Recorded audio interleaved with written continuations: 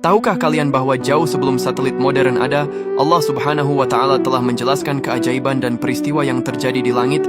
Pernahkah kalian membayangkan langit sebagai sebuah laboratorium raksasa yang sangat sibuk? Di balik gemuruh guntur yang menggetarkan dada, ada sebuah proses rumit yang baru bisa dipecahkan oleh sains modern dalam beberapa dekade terakhir. Namun, tahukah kalian bahwa rahasia mesin pembuat kilat ini ternyata sudah dibocorkan oleh Al-Quran sejak 14 abad yang lalu? Ribuan tahun sebelum satelit cuaca ditemukan, Allah Subhanahu wa Ta'ala telah berfirman dalam surah An-Nur ayat 43 yang artinya, "Tidakkah engkau melihat bahwa Allah mengarahkan awan bergerak perlahan, kemudian mengumpulkannya, lalu menjadikannya bertumpuk-tumpuk, lalu engkau lihat hujan keluar dari celah-celahnya?" Dan Allah juga menurunkan butiran-butiran es dari langit, yaitu dari awan yang menyerupai gunung-gunung, maka ditimpakannya butiran es itu kepada siapa yang Dia kehendaki, dan dipalingkannya dari siapa yang Dia kehendaki. Kilauan kilatnya hampir-hampir menghilangkan penglihatan. Fakta dalam Al-Quran ini benar-benar membuat para ilmuwan sains modern tertakjub. Sains modern menjelaskan bahwa kilat tidak muncul secara tiba-tiba. Ada 3 tahap utama yang dilalui, persis seperti urutan dalam ayat tersebut. Yang pertama, yaitu tahap penggiringan atau advection, di mana angin menggiring awan-awan kecil atau cumulus menuju satu titik pertemuan. Yang kedua, yaitu tahap penyatuan atau coalescence, di mana awan-awan kecil ini bergabung menjadi massa awan yang lebih besar dan padat. Yang ketiga, yaitu tahap penumpukan atau updraft. Disinilah keajaibannya. Terjadi gerakan udara ke atas yang sangat kuat, membuat awan tumbuh menjulang tinggi ke atmosfer yang dingin hingga menyerupai gunung.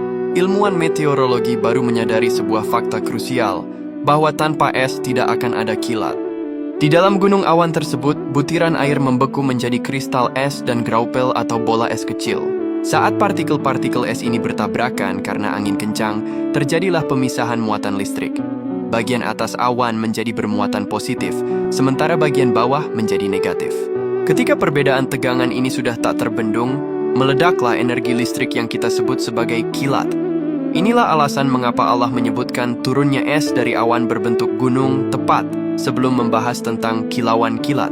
Al-Quran secara spesifik mengaitkan keberadaan es atau awan dingin sebagai pemicu utama cahaya kilat.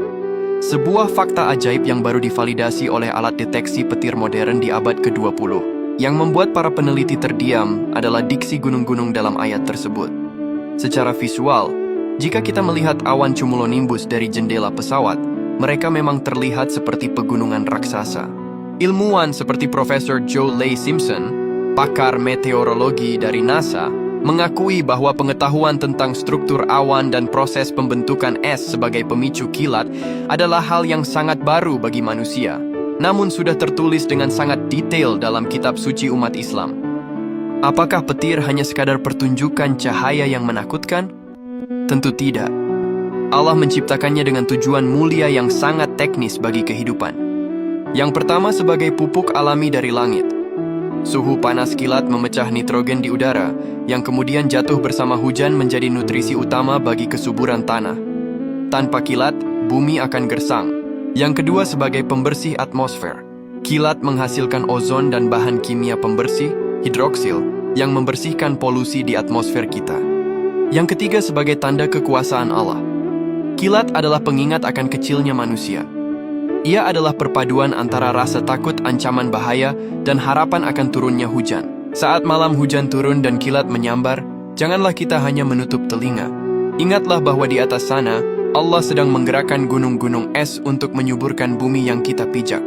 Sains tidak hadir untuk membantah Al-Quran, melainkan untuk menjadi saksi betapa presisinya firman Sang Pencipta. Kilat itu bukan sekadar anomali cuaca, ia adalah goresan pena cahaya Allah yang menuliskan pesan, "Tidakkah kamu berpikir?" Maha suci Allah atas segala kuasanya. Allahumma sholli ala Sayyidina Muhammad.